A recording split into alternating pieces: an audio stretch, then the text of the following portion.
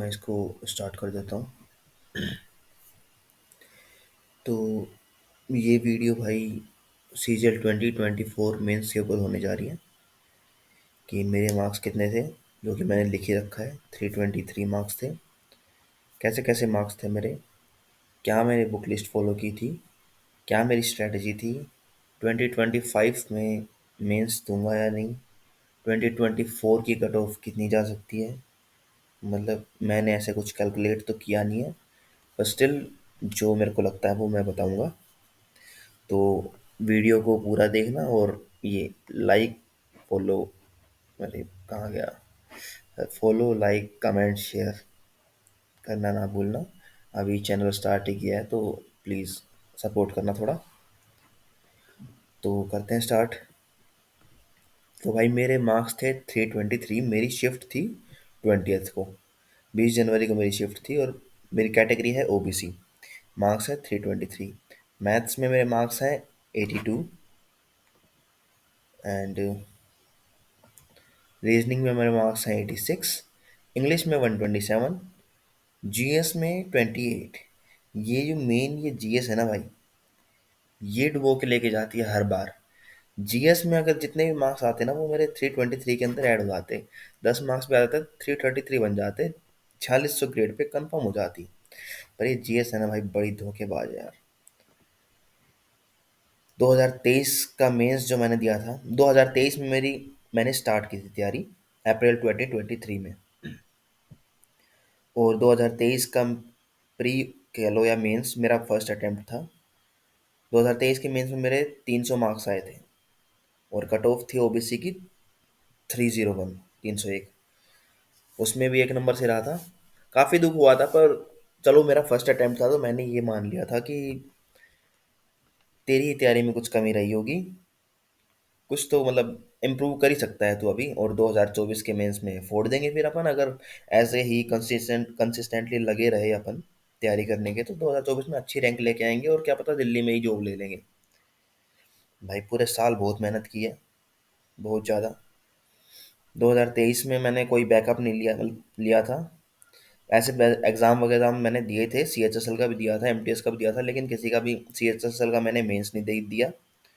Marks मेरे अच्छे थे, 165 के आसपास, प्री मेरा क्लियर हो गया था, लेकिन मैंने मेंस नहीं दिया था क्योंकि मेरे को उस साइड जाना नहीं था। एमटीएस का मैंने फिजिकल नहीं दिया था, तो ऐसे करके मैंने छोड़ दिए थे।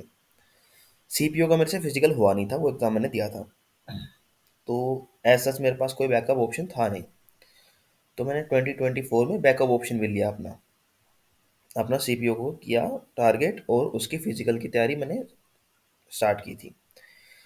फिजिकल मेरा क्लियर भी हो गया है। काफ़ी मेहनत लगी फिजिकल क्लियर करने में। तो चलो, फिर भी मेरे को लगता था कि कहीं ये 2024 का मेंस इम्पैक्ट ना हो जाए, क्योंकि फिजिकल सुबह शाम दोनों टाइम करना पड़ता है। बट अब ये मेंस दे के लगा, 2024 का मेंस दिया तो लगा कि नहीं यार, मैं कितना भी पढ़ लेता ना तो कुछ फर्क नहीं पड़ता इस मेंस पे। मैं दिन रात वो उन 2-3 महीनों में जो मैंने फिजिकल की तैयारी की, उनमें भी अगर मैं दिन रात ही पढ़ लेता तो भी मैं यहीं पे रहता। क्या पता मैं थोड़ा सा नीचे ही हो रहा जाता, ऊपर नहीं जाता। क्योंकि ये पेपर था ही नहीं मेहनत वालों के लिए। तुम 1 साल और मेहनत करके भी ये पेपर दे लोगे ना, तब भी तुम्हारी कोई गारंटी नहीं है कि तुम ज़्यादा मार्क्स ले आओगे। इस पेपर में मेहनत करने वाला ना मेहनत करने वाला सब बराबर है, बल्कि जो मेहनत नहीं करके गया ना उसके ज़्यादा मार्क्स अब की बार। और जिस जिस बंदे ने मेहनत की है ना उसके कम मार्क्स हैं। जो बंदा टैलेंटेड है, जिस बंदे ने मेहनत की है, जिसके मॉक्स में मार्क्स आते थे बढ़िया, 330-40 प्लस आते थे हर मॉक में, उसके अब की बार 320 भी नहीं बन रहे हैं। और जिस बंदे के 300 भी नहीं बनते थे ना मॉक मॉक में, उस बंदे के 330 प्लस बन रहे हैं। तो भाई मेरे मॉक्स की डिस्कशन कर लेता हूँ। अरे यार ये माउस से लिखा भी नहीं जाता।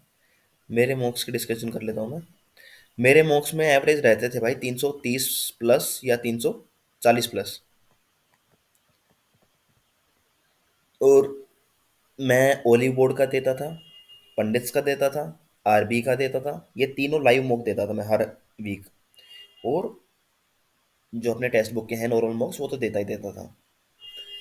तो ये मेरे मॉक्स रहते थे। और मैंने हाईएस्ट जो है वो मॉक्स में 362 टच कर रखा है, जो कि एक छोटा नंबर नहीं होता। ओलिव बोर्ड के लाइव मॉक में, ऐसे पी वाई क्यू में नहीं, ओलिव बोर्ड के लाइव मॉक में 362 हाईएस्ट टच कर रखा है, छोटा नंबर नहीं होता। और यहाँ से फिर इन नंबरों को देखता हूँ ना, तो मेरे को ये बहुत कम लगते हैं अब।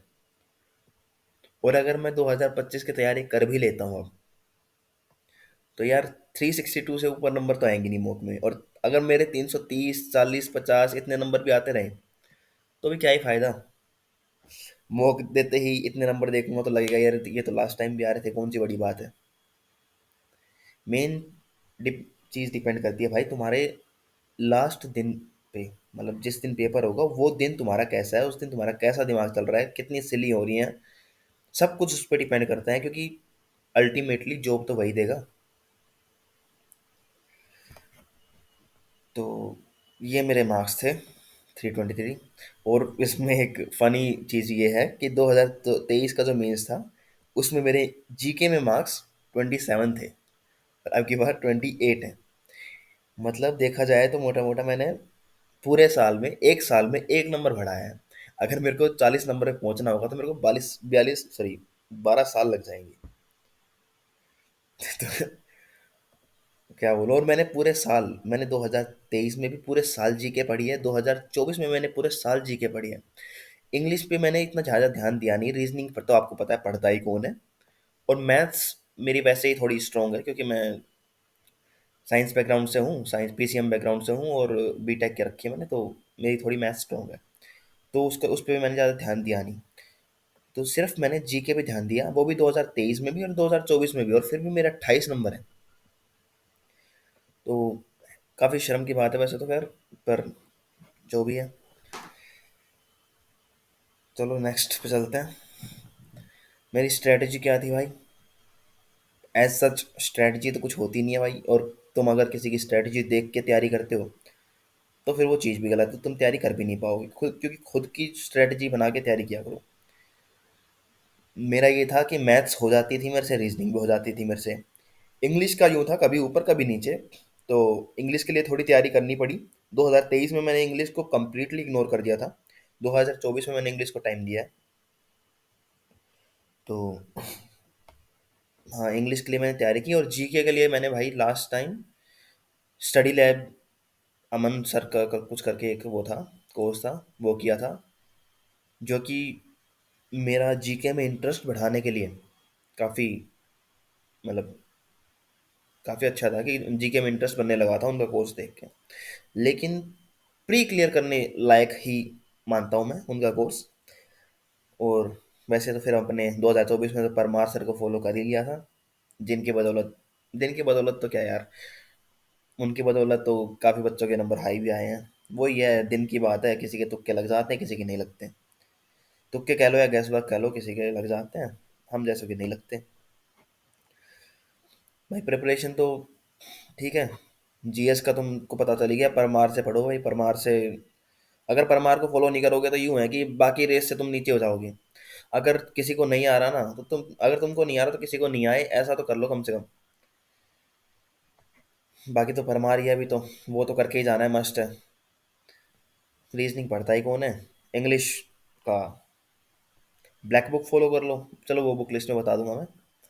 और मैथ्स में भी बुक लिस्ट में बता दूंगा। एक बार तो भाई अपना, अगर कोई बिगिनर है तो शिद्दत से एक बार कोर्स पूरा कर लो। और अगर कोई यूं है कि मेरी तरह बीटेक बीटेक वाला है और लगता है कि हाँ भाई हो जाएगा, तो भाई वो टॉपिक्स देख लो जो तुमको नहीं आते हैं, जो तुम्हारे वीक हैं। किसी भी यूट्यूब वीडियो से कोर्स वोर्स लेने की कोई ज़रूरत नहीं है। वो टॉपिक देख लो और फिर मॉक लगाना चालू कर दो बस डायरेक्ट। इससे ज़्यादा नहीं होगा। क्वेश्चंस लगाना चालू कर दो या फिर मॉक लगाना चालू कर दो, प्रैक्टिस चालू कर दो, मतलब वो टॉपिक देखो जो तुमको नहीं आते हैं, वीक है, और फिर सीधा प्रैक्टिस चालू। और प्रीलिम्स को जितना, अगर बिगिनर हो तुम, तो तुमको तो शिद्दत से वही तैयारी करनी पड़ेगी, पहले प्रीलिम्स की फिर मेंस की, इस टाइप से। लेकिन प्रीलिम्स को ज़्यादा टाइम देना मत, मेंस को ही ज़्यादा टाइम देना, क्योंकि अल्टीमेटली मेंस से ही सिलेक्शन होगा। अगर तुम मेंस की तैयारी करोगे तो तुम्हारा प्रीलिम्स तो अपने आप क्लियर हो ही जाएगा, कोई डाउट ही नहीं है। 2023 में मैंने हल्की सी प्रीलिम्स की तैयारी की थी, लेकिन 2024 में तो मैंने प्रीलिम्स की तैयारी भी नहीं की थी। मैं यूँ मान लो मार्च के आसपास जब नोटिफिकेशन आई भी नहीं थी तब से मैं मेंस के मॉक लगाने चालू कर दिए थे मैं।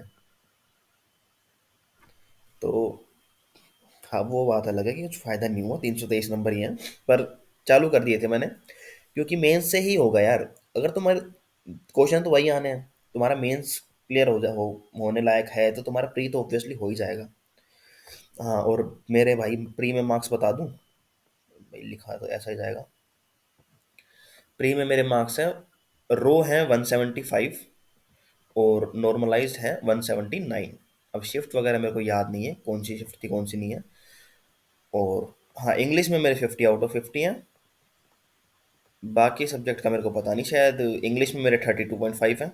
सॉरी, उसमें जीके में मेरे 32.5 हैं।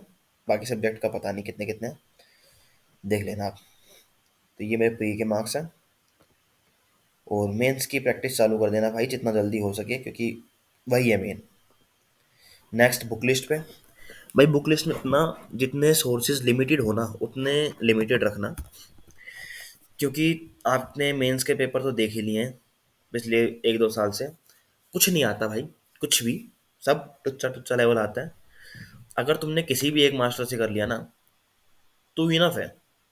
बस यूं है कि अपने दिल को संतुष्टि रहनी चाहिए कि हमने कोर्स पूरा किया है और हम कर लेंगे, इसलिए कोर्स पूरा करो, वरना तो बिना कोर्स वाले भी कर जाते पेपर। तो जो तैयारी नहीं करके जाता वो भी पेपर कर जाता है, ऐसा टुच्चे लेवल का पेपर आ रहा है अभी। ठीक है। इंग्लिश के लिए भाई, वोकैब के लिए मैंने की थी Black Book. Plinth to Paramount भी कर सकते हो, लेकिन मैंने ब्लैक बुक की थी, तो आप ब्लैक बुक कर सकते हो। और ग्रामर के लिए मैंने की थी rules by Nimisha Bansal. Start मैंने basics of grammar by Aman Vashishth भी किया था, जो कि काफ़ी अच्छा कोर्स बना रखा है भाई ने, वो आप कर सकते हो। लेकिन मैं उतना थोड़ा कंसिस्टेंट हूँ नहीं वैसे कोर्स को लेके। मतलब मैं कोर्स स्टार्ट कर देता हूँ तो मेरे से पूरा किया नहीं जाता। वो बात अलग है, पढ़ लेता हूँ कंसिस्टेंटली, लेकिन कोर्स पूरा नहीं कर सकता मैं। तो मैंने ये 10-12 वीडियोस देखे थे इनके, मेरे को कोर्स काफ़ी अच्छा लगा था, लेकिन मैंने पूरा किया नहीं। रूल्स बाय निमिषा मंसल क्योंकि मेरे को फ़ायदा लगा नहीं, क्योंकि इंग्लिश थोड़ी सी सही थी मेरी पहले से ही। रूल्स ये थे कि रूल्स एक बार देख लेता हूँ ग्रामर में, वो क्या है मैंने कर ही रही थी यहाँ से। रूल्स थोड़े देख लूंगा तो ग्रामर तो गलत होनी नहीं। और रीडिंग कॉम्प्रिहेंशन के लिए मेरे को ये लगता है कि अगर तुम अपने पेपर में ध्यान से थोड़ा सा एक्स्ट्रा टाइम देके कॉम्प्रिहेंशन वगैरह पढ़ लिया तो गलत होने के चांसेस बहुत कम हो जाते हैं। बस थोड़ा सा टाइम, अगर 2 मिनट में तुम कॉम्प्रिहेंशन पढ़ रहे हो तो 4 मिनट दे दो उसको, लेकिन थोड़ा ढंग से पढ़ लो। बस फिर गलत होगा ही नहीं। तुम अगर एक एक वर्ड का मतलब निकाल के फिर भी कॉम्प्रिहेंशन पढ़ोगे ना तो भी तुम्हारा आराम से हो जाएगा। रीडिंग कॉम्प्रिहेंशन कोई बड़ी चीज़ है ही नहीं। ठीक है। तो रूल्स बाय निमिषा बंसल से तुम्हारी ग्रामर हो जाएगी आराम से। अगर कोई थोड़ा है, बिगिनर से ऊपर लेवल है, तो सीधा रूल्स बाय निमिषा बंसल पढ़ लो। अगर कोई बिगिनर है तो भाई बेसिक्स ऑफ ग्रामर कर लेना, ये मस्ट है फिर तुम्हारे लिए। रीडिंग कॉम्प्रिहेंशन मैंने बता ही दिया कि जितने मॉक लगाओ मॉक में बिल्कुल ध्यान से पढ़ा करो कॉम्प्रिहेंशन को। और पेपर में जाओ तो पेपर में बिल्कुल एक एक वर्ड का मतलब समझ में आ जाना चाहिए। एक एक लाइन पढ़नी है ढंग से, यूँ नहीं मोटा मोटा ऊपर से पढ़ लिया बस फालतू का, ऐसे नहीं।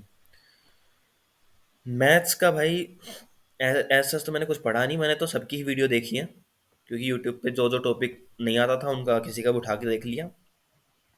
कोई बिगिनर है तो भूतेश सर को फॉलो कर लो, काफ़ी कम चीज़ बताएंगे और काफ़ी वाइड एरिया कवर कर देंगे तुम्हारा। मतलब काफ़ी सिंप्लीफाइड वे में काफ़ी चीज़ें कवर कर देंगे। गगन प्रताप को यार तुम अगर देख रहे हो तो बिगिनर हो तो पूरा कोर्स करो उसका, जो कि बहुत लंबा पड़ जाएगा। और मॉडरेट हो तो फिर गगन प्रताप की वीडियोस देख सकते हो, क्योंकि गगन गगन प्रताप मेरे ख्याल से मॉडरेट को एक्सपर्ट बनाने का काम करता है, ना कि बिगिनर को एक्सपर्ट तक ले जाने का अपनी यूट्यूब वीडियोस में। तो हाँ, कोर्स करोगे तो फिर वो बिगिनिंग से स्टार्ट करेगा फिर। आभास सैनी का भी मैंने थोड़े टाइम से देखना चालू किया है, मेरे को ये काफ़ी अच्छे टीचर लगे। मतलब ये भी वही है कि मॉडरेट से एक्सपर्ट ले जाने का काम करते हैं। अगर तुम्हारा ये एक बार कोर्स कंप्लीट हो रखा है तो आभास सैनी को ज़रूर फॉलो कर लेना, कि ये चुटकियों में जो सवाल उड़ाने होते हैं ना वो सिखा देते हैं कि कैसे उड़ाने हैं। बाकी भाई जीएस तो है ही परमार सर, ये तो करना ही करना है। ये नहीं किया तो बाकी बच्चों से पीछे रह जाएंगे। बाकी बच्चों के साथ रहने के लिए सिर्फ परमार करना है। बाकी तो ऐसा है कि पेपर में ना परमार से आएगा, ना किसी और सब मास्टर से आएगा, किसी ना पीवाई क्यू से आएगा। अगर 25 में से 10 क्वेश्चन आ रहे हैं किसी मास्टर के, तो ऐसा इसका मतलब ये नहीं है कि वो मास्टर बस वो उसी के आते हैं क्वेश्चन, नहीं। 10 क्वेश्चन तो मिल ही जाएंगे आपको कहीं ना कहीं से। और बाकी जो होते हैं 10-15 भी मिल जाएंगे क्या पता, लेकिन जो मेन होते हैं 10, वही डिसाइडिंग फैक्टर होता है। ठीक है, वो बात अलग है कि 15 क्वेश्चन मेरे को अगर कर देता तो 45 आ जाते हैं, लेकिन फिर वो 10 गलत भी तो हो जाते हैं, तो उनके नेगेटिव 35। ठीक है, 28 थोड़े और कम ले लो। तो बुक लिस्ट मैंने बता दी, लिमिटेड रिसोर्सेज रखना, क्योंकि पेपर जो है वो इतना खतरनाक पेपर नहीं आएगा कि तुम 10 चीजें पढ़ के और उनको एक्सपर्ट मतलब उनमें एक्सपर्ट बन के जाओ, तब जाके तुम पेपर करो। ऐसा पेपर नहीं आता। तुमने इनमें से कुछ भी नहीं पढ़ा होगा ना, तो भी मैं कह रहा हूँ तुम्हारे 300 प्लस नंबर आ जाएंगे। ऐसा पेपर आया था अब की बार। ये तो बस ये है कि वहां पे जाके ऐसा ना लगे कि भाई मैं तो कुछ पढ़ के नहीं आया, इसलिए पढ़ के जाना है बस। बाकी कर तो तुम लोगे। एक बार अपना 2024 वाला ये मेंस मेंस उठा के देखना, तुमको किसी भी मास्टर की जरूरत नहीं पड़ेगी। पर ये जो मैंने बुक लिस्ट फॉलो की थी, ये मैंने बता दिया आपको, ये आप देख सकते हो। अब 2025 के ऊपर थोड़ा सा डिस्कशन कर लेते हैं भाई, कि मैं दूंगा या नहीं। मेरे 323 मार्क्स है भाई, 4600 ग्रेड पे तो मिलनी नहीं है मेरे को पता है। और यूँ है कि ऑडिटर वगैरह 2800 ग्रेड पे वगैरह मिलेगी, नॉर्थ मिल जाए तो भी ठीक ही है। अब तुम खुद देख लो यार क्या लेवल आ गया है कि 323 नंबर में इंसान कह रहा है कि टीए ऑडिटर मिल जाए तो वो बढ़िया है नॉर्थ में। वरना किसी टाइम पे एएसओ ले लेते थे सीएसएस में 320 नंबर पे तो। पर जो भी है, ये बात है भाई, देखो सीजीएल 2025 का एसएससी अपना लेवल उठाने वाली तो है नहीं, और ऐसा ही टुच्चा लेवल रखेगी ये, तो तुम कितना भी पढ़ लो कुछ फर्क नहीं पड़ता। और मैंने जितनी तैयारी करी थी ना अब की बार 2024 में, उससे ज़्यादा मैं तैयारी कर नहीं सकता। अगर मैंने एक साल और डेडिकेटेडली डिवोट कर दिया सीजीएल के लिए, तो भी मैं कुछ नया नहीं पढ़ पाऊंगा। मेरे नॉलेज में कुछ एनहेंसमेंट नहीं होगी। मैंने जितना किया बहुत ज़्यादा किया था अब की बार, और फिर भी अगर इतने मार्क्स आ रहे हैं तो मैं इससे ज़्यादा नहीं कर पाऊंगा। यूं है कि मैं पेपर जरूर दूंगा, 2025 का भी दूंगा, 26 का भी दूंगा, जो मतलब पोस्ट इम्प्रूव करने के लिए। लेकिन एज सच में जितनी डेडिकेटेडली मैंने अब तक तैयारी की थी, मैं उतना करूंगा नहीं। यूं है कि प्री दियाऊंगा, प्री क्लियर हो जाएगा, उसके बाद मेंस की तैयारी स्टार्ट करूंगा। हुआ तो बढ़िया, ना हुआ तो बढ़िया। और मेंस के लिए 3 महीने मिलते हैं, मैं तो कह रहा हूँ कि 3 महीने बहुत ज्यादा हैं। जिस लेवल का पेपर आ रहा है ना, 3 महीने भी बहुत ज्यादा है। 3 महीने तैयारी करूंगा भाई, अगर हुआ तो बढ़िया है, नहीं तो ठीक है। फिर चलता जाएगा 2025-26 हर साल नई नई योजना की तरह चलते जाएंगे। स्पेशली तैयारी तो मैं करने वाला नहीं है अभी 2025 की। मैं यार, तुम्हें एसएससी को समझना चाहिए कि तुम इंस्पेक्टर बना रहे हो किसी बंदे को, इतनी बड़ी पोस्ट है, और तुम इतना टुच्चा लेवल सेट करके, जिसमें पढ़ने वाले में ना पढ़ने वाले में कोई फर्क नहीं है।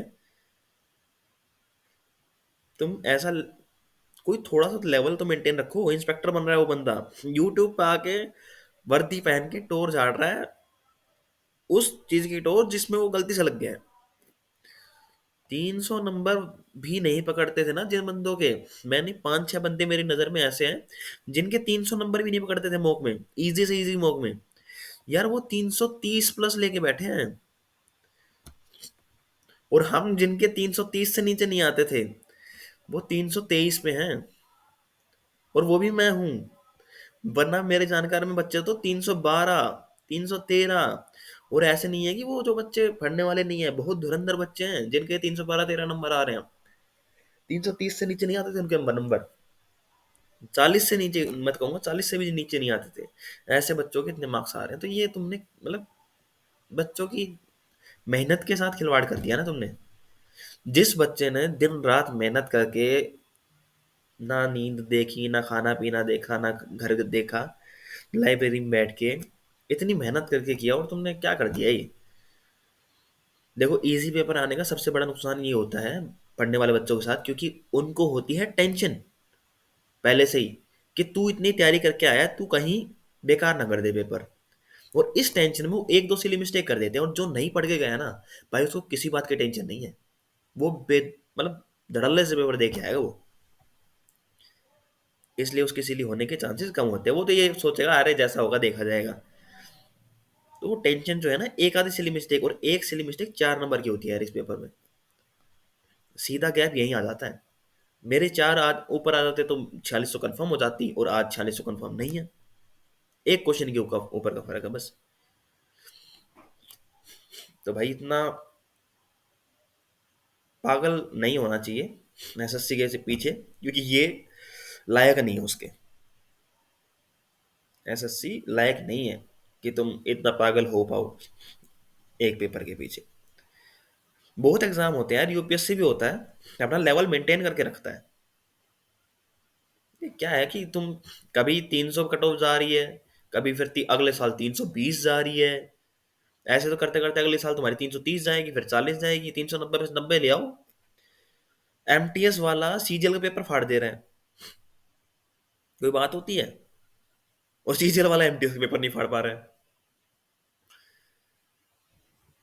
पता नहीं क्या चक्कर हो रहा है भाई। ये है बात। तो 2025 का भाई तुम कोई पेपर देना चाह रहे हैं ना अब सीजीएल के, तो तुम सीजीएल को बस सीजीएल पे मत रहो, कोई और बैकअप लेके चलो अपना। क्योंकि सीजीएल एक ऐसी चीज है जो कभी भी धोखा दे सकती है। सीपीयू लेके चलो अपना, सीएचएसएल लेके चलो, कुछ भी लेके चलो, लेकिन एक बैकअप लेके चलो कि जॉब हो तुम्हारे पास। बाकी तो चलो, आज के लिए इतना ही, करते हैं खत्म इसको। Bye bye.